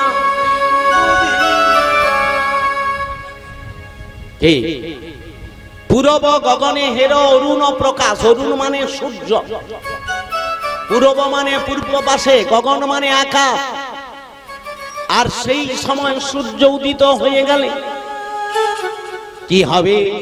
তাই জল মধুকর কুমদিনী পাশ। মধুকর মানে মৌমাছি। কি বললাম? মধুকর মানে মৌমাছি মা। আর এই মৌমাছি গিয়ে ফুলে বসে যাবে আর ফুলটাকে এঁঠো করে ফুলের পাপড়ি নষ্ট করে মধু নিয়ে চলে যায়। ওই সময় আর কিন্তু হবে না। ফুল দিলে গোবিন্দের চরণে, কিন্তু ফুল এটো ফুল ভগবানের চরণে দেওয়া যাবে। এই জন্য ভক্তি মণ্ডলী ভক্তমতী মায়েদের শাস্ত্রে নির্দেশ দিয়েছে, যারা হরি ভজন করবে তারা যেন ভোরবেলা উঠে। কোন বেলা? সূর্য উঠার আগে আপনাকে ফুল চয়ন করে নিতে হয়। না হলে কিন্তু ফুল দিলেন বটে, গোবিন্দ বললেন আমি প্রীত হলাম। এটা বহির্জগতের কথা, অন্তর্নিহিত তত্ত্ব কি বলছে? আপনার এই ফুলটা যদি দিতে হয়, দেহটাও তো ফুল, এই ফুলটি মধু অবস্থায় দিতে হয়। কামিনী রূপ মুখিকা আসার পূর্বে আপনাকে ফুল গোবিন্দ সেবায় দিতে হয়। কজন দিয়েছেন? কাজ হবে কি করে?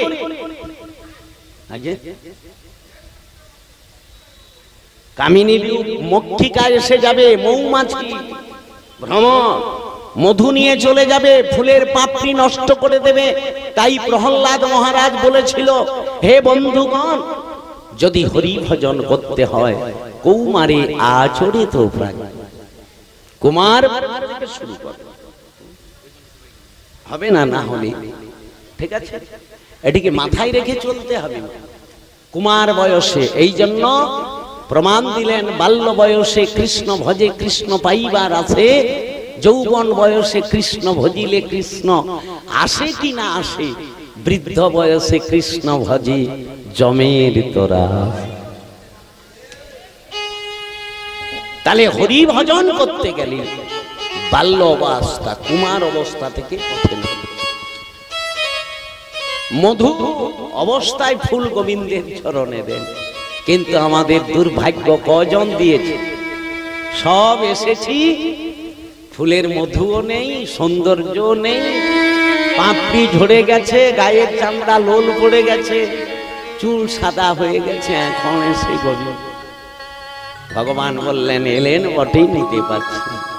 তো যাই হোক, যেটা মূল কথা হলো কি না, বৈষ্ণব চরণামৃত, অধরামৃত আর পত্রের শেষ, এই তিন পাইলে হয় গোলকে।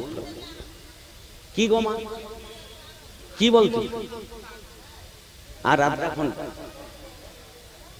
আমাদের কোনো অসুবিধা নেই, ধৈর্য যদি ধরতে পারেন হবে। আচ্ছা, সেটাই মা ঠিক। কারণ প্রসাদ একটি হলো গৌণ, আর একটি হলো মুখ্য। যস্য প্রসাদাৎ ভগবৎ প্রসাদ। মানুষ ভাবছে বোধহয় প্রসাদ অন্যটাই মুখ্য, না, ওটা গৌণ, ওটা গৌণ। তো তথাপিও যদি কারোর কোনো অসুবিধা হয়, আমি আমার তরফ থেকে বলছি, আপনাদের অপরাধ নেবেন না, আপনি আপনার দণ্ডবোধ করে আপনি সেবা নিতে পারেন। কিছু হয়তো ভক্তের আরতি আছে, অনেকের ভাবছে যে না আমার, কারণ দেখুন চাণক্য বলছে, বচনে চ দয়তুষ্ট ন চতুষ্ট উদাহরণ। উদর মানে পেট। বাক্যের দ্বারা একজন ক্রোধী ব্যক্তিকে আপনার কথার দ্বারাই সম্বরণ করে দিতে পারবে। আপনার কাছে কেউ টাকা ধার করেছে, আপনি তার কাছে বাকি রেখে এসছেন, তাগাদা এলে, এই আপনি কালকে দিবেন বলছিলেন, দিলেননি কেন? আপনি তাকে যদি বাক্যের দ্বারায় মধুর স্বরে, যে বাবা গো আমি খুব একটা বিপদে পড়ে গেছি, অসুবিধায় পড়ে গেছি, আমি আজ দিতে পারছি না, কালকে দেব, এই কথার দ্বারাই কিন্তু ওই তাগাদা ফিরে যাবে। বচনে চ দয়তুষ্ট, এই কথাতে মধু আছে আর কথাতেই গরল আছে, হ্যাঁ কি না? এই কথা। আর দুবো তো দুবো বললেই ঝগড়া লেগে যাবে। কথাটি এমন ভাবে বলতে হবে বিনয়ের দ্বারায়, বচনে চ দয়তুষ্ট, বাক্যের দ্বারা একজন ক্রোধী ব্যক্তিকে ক্রোধ দমন করা যায়। আর ন চতুষ্ট উদাহরণ হলো, শেষে বলছে বাক্যের দ্বারাই ক্রোধী ব্যক্তিকে দমন করা যায়, বাক্যের দ্বারাই উদরে যখন জ্বালা উঠবে, ক্ষুধার জ্বালা, একে যদি বলি তুই থাম, পরে 2 ঘন্টা পরে দে, এ শুন, অতএব থাকতেই পারে, কারণ সব জ্বালা সহ্য করা যায়, উদর জ্বালা শোয়া যায়। অতএব এইরকম জ্বালা যদি কারোর আসে, আপনি নিশ্চয়ই যাবেন, কষ্ট পাবেন না। আর যেহেতু বাবাজি একাদশী প্রসঙ্গে কথাটা তুলেছেন, আপনাদের আর কি বলবো, যদিও আমরা কিন্তু আজকের একাদশী করেছি, কথা বুঝতে পারছি, আজকেরই পক্ষবর্দিনী মহাদ্বাদশী। এইটা অনেকে বুঝেননি, এই বেনি মাধবশীলের পাঁজি টাঁজি দেখে ওখানে যেহেতু গোস্বামী মতে লেখা আছে, সেইটাকে আপনারা মার্কিং করে করেছেন। আমি আর এ সমালোচনায় যাব না। বিশুদ্ধ সিদ্ধান্ত পঞ্জিকা আমাদের, যেটি বিজ্ঞানসম্মত, যেটাকে নিয়ে বর্তমান ইস্কন মঠও চলে, আমাদের শ্রীপাঠ গোপীবল্লভপুর চলে, তমলুকের মহাপ্রভুর মন্দির চলে, বৃন্দাবনের কয়েকটা মন্দির চলে। এটা বিশুদ্ধ সিদ্ধান্ত পঞ্জিকার মত নিয়ে যারা চলে, তারা কিন্তু আজকেরই একাদশী করে।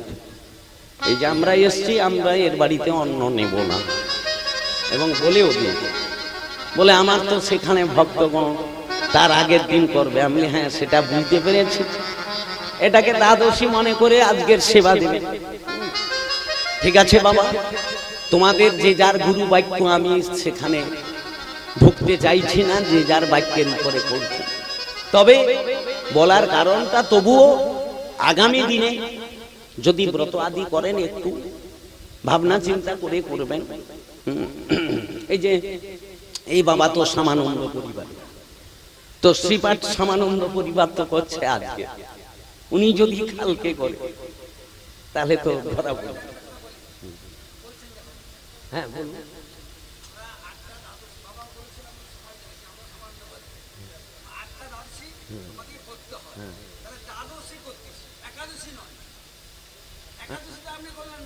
আচ্ছা আচ্ছা,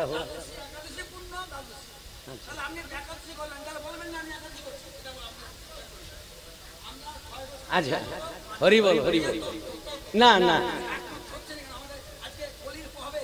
না বাবা, ওই জায়গায় হরি বল হরি বল, স্টপ স্টপ। এবারে আমাকে বলতে দেন, আপনি যেটা বলছেন ওই জায়গাটা আপনার বুঝা ভুল হয়ে গেল। কিটা বলতে চাইছেন? যে একাদশী করিনি, আমি দ্বাদশী করছি, এই প্রশ্নটা আপনার অন্তরে জাগবে কেন? হরিভক্তি বিলাসে কি বলছে? 8টি মহাদ্বাদশী বৎসরে আসে, ঠিক আছে, 24টি একাদশী নাকি? এইবার 8টি মহাদ্বাদশীর মধ্যে 4টি মহাদ্বাদশী নক্ষত্র যোগে হয়, আর 4টি মহাদ্বাদশী তিথি যোগে হয়। এইবার যেখানে একাদশীর সঙ্গে 4টা মহাদ্বাদশী একাদশীর সঙ্গে পড়ে যায়, আবার কোন মহাদ্বাদশী একক পড়ে, সেখানে একাদশীকে বাদ দিই। এবার আপনি যেটা ফ্যাট করে বলে দিলেন যে আমি একাদশী করছি, এ কথা আর বলা যাবে না, আমি দ্বাদশী করছি। এই যে কথাটা বললেন, আপনি এই কথাটা অন্তরে স্থান দিলেন কি, যে আমি একাদশী করিনি, দ্বাদশী করি। আরে ওই দ্বাদশীটাই তো একাদশী। কি করে? এবার আপনি শুনুন, আমি আপনাকে ব্যাখ্যা দিচ্ছি কি করে। হরিভক্তি বিলাস কি বলছে? যেখানে একক মহাদ্বাদশী পড়ে যাবে, সেখানে আপনি একাদশীটি না করিয়া দ্বাদশীর দিনেই একাদশীর ব্রত। তার মানেটা কি বলা হলো? যেখানে বলছে এই যে পক্ষবর্তিনী মহাদ্বাদশী, কেন পক্ষবর্তিনী মহাদ্বাদশী কেন? তার আগের পূর্ণিমা বা অমাবস্যাতে কোন তিথি 24 ঘন্টায় এক্সপিয়ার করে, তার আগের তিথি যদি সময় বর্ধিত হয়ে যায়, তার পূর্বের একাদশী, পরের যে দ্বাদশী, এইটিকে পক্ষবর্তিনী বলা হয়, ঠিক আছে? এইবারে সমস্যাটা আপনি যেটা বলছেন ওই জায়গায় সমস্যা নয়। আপনি বেনি মাধব শীলের পঞ্জিকাতে গোস্বামী মতে একাদশী লেখা আছে, আপনি করছেন, আপনাকে আমি ও রাইটে বা ও যুক্তিতে আপনাকে আমি দোষ দিচ্ছি না। এখন সেখানে কি বলছেন, বিশুদ্ধ সিদ্ধান্ত পঞ্জিকার বেনি মাধব শীলের পঞ্জিকার আপনি জানেন 4 ঘন্টা 6 ঘন্টার ডিফারেন্স আছে। যারা 136টা দেশে একাদশী মাতামাতিটা বেশি করেছে, আমাদের গৌড়ীয় বৈষ্ণবের মানে দেশস্থ বৈষ্ণবের থেকে ইস্কন একাদশীতে গুরুত্ব দিয়েছে। ইস্কন 136টা দেশে তাদের শাখা সংগঠন আছে। আমরা তো একটা কুমার কুয়ায় পড়ে আছি। তারা বোঝেন, তারা ভুল করাচ্ছে। অর্থাৎ এই বেনি মাধব শীলের পঞ্জিকার সঙ্গে বিশুদ্ধ সিদ্ধান্ত পঞ্জিকার টাইম টেবিলসে 3 ঘন্টা 4 ঘন্টার ডিফারেন্স আছে, যেটা আপনারা বুঝতে পারছেন। সেটা আমরা একটু, আমার কাছে 20টা পাঁজি আছে, আমরা হিসাব দেখে দেখে তো এগুলো আজকে দেখুন, আগে তো এতটা কেউ মানুষ ভাবতো না। আজকের দিনে এই দো ভেদরা এলো কেন? এই যে হাই যেমন চৈতন্য শাশ্বত গৌড়ীয় মঠ, তারা তার বেনি মাধব শীলের পঞ্জিকা নিয়ে ব্রত লিস্ট করেন, তাদের সঙ্গে আমাদের পটে যে যে মঠ তার যেমন ভাবে তার আইনে আছে। আমি তো জোর করে কাউকে মানাতে পারবো না, তবে বাবা যেটা বলছেন ওই জায়গাটা এটা বলবেন না, কারণ আমি একাদশী করিনি, দ্বাদশী করছি। তাহলে আপনি কি একাদশী করবেন আবার দ্বাদশী করবেন? আবার হরিভক্তি বিলাসে বলছে মহা দ্বাদশী পড়ে গেলে, মহা দ্বাদশী না যদি কেউ করে, কেবল ওই গয়ে যদি করে, আমি তো একাদশী করি দ্বাদশী করবো কেন? তার ওই আগের একাদশীটা নিষ্ফলা হয়ে যায়। কথা বুঝছো বাবা? কোনদিন বলা যাবে না।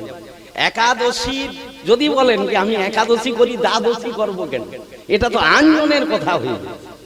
কি ওটা আঞ্জন বলবে? যারা একাদশী করেন তাদেরকে নির্দেশ দেওয়া আছে, যেখানে মহা দ্বাদশী পড়ে যাবে, মহা দ্বাদশীর দিন একাদশীর ব্রত করিলে একাদশী এবং মহা দ্বাদশী দুইটি ফল পাইবে।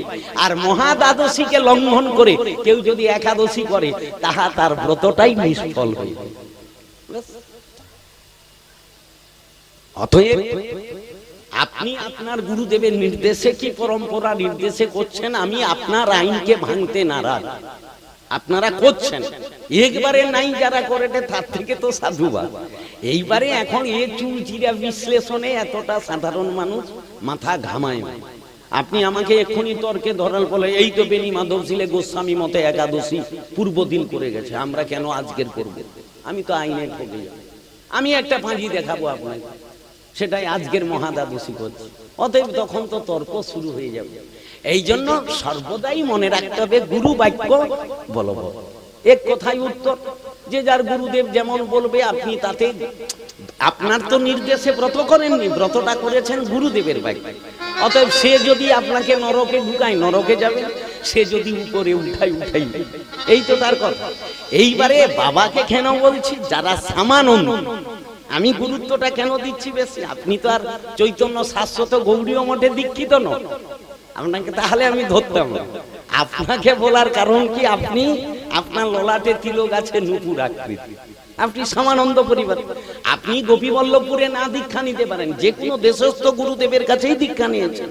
কি অতএব আপনার শ্রীপাঠের যে খুরশিনামা, আপনার শ্রীপাঠ করছে আজকে, আপনি ঠকে যাবেন। এই জায়গাটাই বলা, না হলে বলার কোনো রাইট নেই। কেন আমি বলি, ব্রত যে যার, কে কোন দিন করবে সেটা তার ব্যাপার। আমাদের মধ্যে এই গন্ডগোলটা বর্তমান এলো কেন, এই দুটো পঞ্জিকার দুটো মত থাকার জন্য। টাইম টেবিলসের অনেক ডিফারেন্স, অনেক ডিফারেন্স। এই জন্য আমরা সব দণ্ডবোধ করে এখন বিশুদ্ধ সিদ্ধান্ত পঞ্জিকাটাকে কেন অনুমোদন করা হয়েছে না, এটা বিজ্ঞানীগণ এইটিকেই অনুমোদন করেছে। বিজ্ঞানী এইবারে এই যে গোস্বামী মত, নিম্বার্ক মত, কি স্মার্ত মত, এত যে মত পঞ্জিকাতে লিখা আছে, এরা তো বাজারে বিক্রি করার জন্য পাঁজি বিক্রি করে।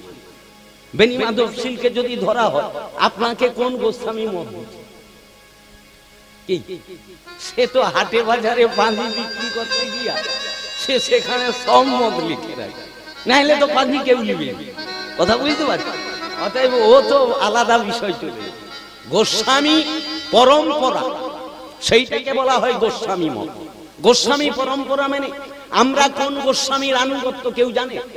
আমরা তো এই যে ভজন করছি, আমরা কোন গোস্বামীর অনুমোদিত? গুরুদেব আপনাকে কি বলেছে, আপনার মঞ্জুরি কি, আপনার ভজন প্রণালী কি, আপনার সিদ্ধ প্রণালী কি? এ বিশাল ব্যাপার, মাথা ঘুরিয়ে চলে। কেবল আমাদেরকে গুরুদেব দীক্ষা দিচ্ছে, কেউ কানে হরি নাম দিচ্ছে, গোপাল মন্ত্র দিয়ে দিয়েছে, বাবা তোরা একটু ভজন কর, আমরা করতেছি, এর বেশি কিন্তু আমরা জানি না। যদি আপনাকে বলা হয় আপনার গুরু পরম্পরা কি আছে, আপনার গুরু প্রণালী কি আছে, আপনার সিদ্ধ প্রণালী কি আছে, আপনি যে ভজন করছেন আপনি কোন সখীর আনুগত্য, সেই সখী কোন মঞ্জুরি, এ তো বিশাল এম এর কোর্স। তখন তো মাথা চাঁচাই করে ঘুরে, ভগবানের স্বরূপ কি, আপনি কি সেবা দিচ্ছেন গোবিন্দ, কোন সেবার দাসী আপনি? মোর মনের এই অবিলাস বিলাস কুঞ্জে দিও, নয়নে হেরিব সদা যুগল যুগল। এখন এ তো সে অন্তরঙ্গের ব্যাপার, এ তো বিশাল তুঙ্গের ব্যাপার, এটা তো সাধারণ মানুষ, এ তো এম এর কোর্স। যারা প্রাইমারিতে আছে তাকে এম এর কোর্স শুনাইলে তো মাথা ঘুরে, কি বলে বাবা ও তো সব জানিনি, তার থেকে আমার যেমন ছিলি ভালো, কেন জানতে গেলে কি? অতএব আমরা দেশে ঘরেও মা দীক্ষা দিলাম, কিন্তু প্রাথমিক স্টেজে তো আর তাকে আমি এই পরম্পরা বা সিদ্ধ প্রণালী, এখন তুমি ভজন হরিনাম করছে, ভজন করছে, নাম মালিকায় তুমি 16 মালা নাম জপ করো, 20 মালা নাম জপ করো, ভজন করো। এইবার যেদিনকে তুমি সম্পূর্ণভাবে ভজনে একেবারে নিগুড়ভাবে ঢুকে যাবে, তখন আবার তার পরের স্টেপে, এই জন্য আশ্রয় আছে 5টি, আশ্রয় আছে 5টি। কি কি? অনেকে তো বোঝেন না, একবার গুরুদেবের কাছে কান বাড়ি লিছে, ফুঁকলিয়ে লিছে, বোধ হয় কাজ হয়েছে না। যেমন প্রাইমারি স্তর আছে, প্রাইমারির হাই স্কুলে উঠলে হাই স্কুলের, আবার যখন তুমি কলেজে যাব কলেজের, ঠিক সেই রকম আমাদের ভজনেও এইভাবে স্তর আছে। প্রাইমারিতে হচ্ছে হরিনাম, এই জন্য বলছে প্রথম হচ্ছে নামাশ্রয়, তারপরে মন্ত্রাশ্রয়, তারপরে ভাবাশ্রয়, তারপরে রসাশ্রয়, তারপরে প্রেমাশ্রয়। এই আশ্রয় 5টা। অতএব আমরা তো এখন হরিনামেই আছি, কি বাবা? অতএব এই নামাশ্রয় আছে। কেউ হয়তো মন্ত্র নিয়েছে, কিন্তু যখন ভেকাশ্রয়, ভাবাশ্রয়, রাসাশ্রয়, প্রেমাশ্রয়ে যাবে, তখন তার আলাদা আলাদা স্তর আছে।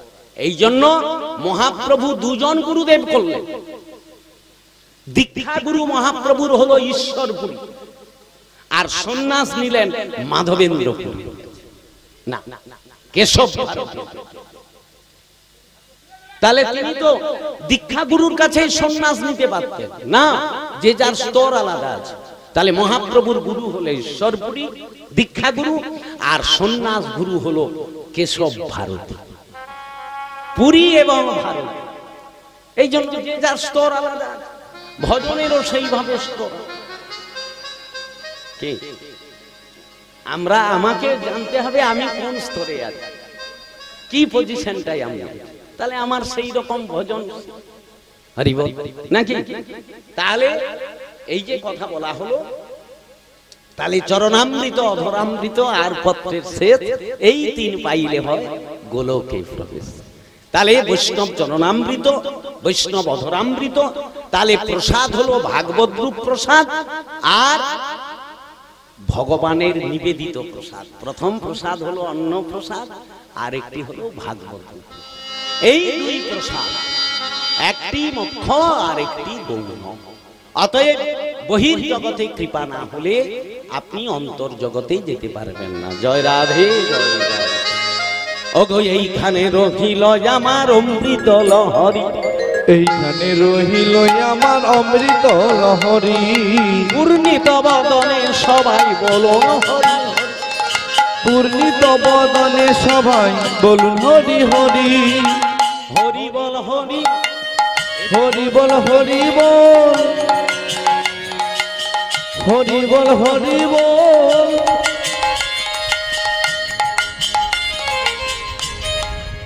বৈষ্ণব সেবাটা বাড়িতে দে মা, তাহলে তারা বাড়ি যাবে। হরি বল হরি হরি বল হরি বল এই তো সেই বল হরি বল হরি এই তো সেই বল হরি বল হরি বল নিতে যাবে গন্ডগোল হরি বল হরি বল হরি বল হরি বল আশা যাওয়ার একটাই বল হরি বল কি হরি বলে হরি বল হরি হরি বল হরি বল। জয় রাধে জয় নিতাই। সকলে একটু হাত জোড়ো করে প্রণাম মন্ত্র বলে নেন।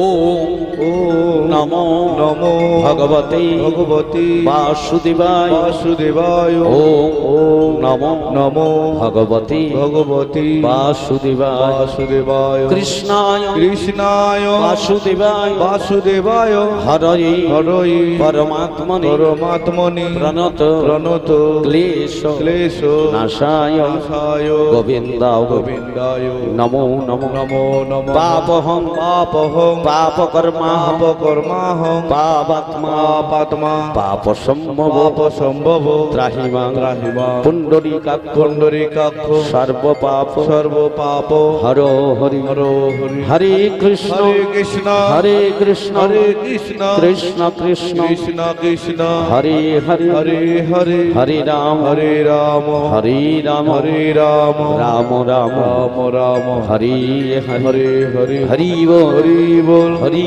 বল হরি বল হরি বল। শ্রী নিতাই গৌর প্রেমানন্দে হরি বল হরি বল। আচ্ছা গৃহীকে ডাকো একটু প্রণামী দিয়ে প্রণাম করে তুলসী নাও। জয় জয় রাধে রাধে কৃষ্ণ গোবিন্দ জয় জয় রাধে রাধে কৃষ্ণ গোবিন্দ রাধে গোবিন্দ রাধে গোবিন্দ রাধে গোবিন্দ রাধে গোবিন্দ জয় জয় রাধে রাধে কৃষ্ণ গোবিন্দ জয় জয় রাধে রাধে কৃষ্ণ গোবিন্দ জয় জয় শ্যাম সুন্দর মদন মোহন বৃন্দাবন তঙ্গ জয় জয় স্বামী সুন্দর মদন মোহন বৃন্দাবন চন্দ্র জয় রাধা রমন রাসবিহারী শ্রী গোকুলানন্দ জয় জয় রাধা রমন রাসবিহারী শ্রী গোকুল চন্দ্র জয় জয় রাসেশ্বরী বিনোদিনী রাধে ভানুকুল চন্দ্র জয় জয় রাসেশ্বরী বিনোদিনী রাধে ভানুকুল চন্দ্র ললিতা বিশাখায়াদি যত সখী বৃন্দ ললিতা বিশাখায়াদি যত সখীবৃন্দ জয় জয় শ্রীরূপ মঞ্জুরি আদি মঞ্জুরি আনন্দ জয় জয় শ্রীরূপ মঞ্জুরি আদি মঞ্জুরি আনন্দ জয় কৃপা করে দেহ চরণাদ জয় জয় কৃপা করে দেহ যুগল চরণা গোবিন্দ জয় পূর্ণমাসী কুঞ্জল জয় বীরা বৃন্দ জয় জয় পূর্ণমাস কুণ্ডলতা জয় বীরাবিন্দ জয় বৃন্দাবন লীলা এ দাস জয় জয় বৃন্দাবন লীলাকার এ দাস গোবিন্দ রাধে গোবিন্দ রাধে গোবিন্দ গোবিন্দ রাধে উলুধ্বনি গোবিন্দ রাধে গোবিন্দ রাধে গোবিন্দ রাধে গোবিন্দ শ্রী গৌরাঙ্গ নিত্যানন্দ শ্রী অদ্বৈত চন্দ্র শ্রী গৌরাঙ্গ নিত্যানন্দ শ্রী অদ্বৈত চন্দ্র গদাধর শিবাসাদি গৌর ভক্ত বৃন্দ গদাধর শিবাসাদি গৌর ভক্তবৃন্দ শ্রীকৃষ্ণ চৈতন্য প্রভু নিত্যানন্দ শ্রীকৃষ্ণ চৈতন্য প্রভু নিত্যানন্দ হরে কৃষ্ণ হরে রাম শ্রী রাধা দেবী হরে কৃষ্ণ হরে রাম শ্রী রাধা গোবিন্দ জয় প্রভু শ্যামানন্দ শ্রী রসিকানন্দ জয় প্রভু শ্যামানন্দ চিরশিকানন্দ শ্রী গোপী বল্লভ পুর শ্রী রাধা দেবী শ্রী গোপী বল্লভ পুর শ্রী রাধা গোবিন্দ জয় প্রভু শ্যামান জয় গৌর হরি জয় প্রভু শ্যামানন্দ জয় গৌর হরি জয় রাধে শ্যাম জয় কনক মঞ্জুরি জয় রাধে শ্যাম জয় কনক মঞ্জুরি জয় রাধে জয় কৃষ্ণ জয় বৃন্দাবন জয় রাধে জয় কৃষ্ণ জয় বৃন্দাবন শ্যাম সুন্দর মদন মোহন মুরলী বদন শ্যাম সুন্দর মদন মোহন মুরলী বাদন রাধা কুণ্ড শ্যাম কুণ্ড গিরি গোবর্ধন রাধা কুণ্ড শ্যাম কুণ্ড গিরি গোবর্ধন মা যশোদা পিতানন্দ গোপে গোপীগণ মা যশোদা পিতানন্দ গোপ গোপীগণ হরে কৃষ্ণ হরি বল হরে কৃষ্ণ হরি বল কৃষ্ণ কৃষ্ণ হরে হরে হরে রাম হরে রাম রাম রাম হরে হরে হরে কৃষ্ণ কৃষ্ণ কৃষ্ণ হরে হরে হরে রাম রাম রাম হরে হরে হরে কৃষ্ণ কৃষ্ণ কৃষ্ণ হরে হরে হরে রাম রাম রাম হরে হরে হরে কৃষ্ণ কৃষ্ণ কৃষ্ণ হরে হরে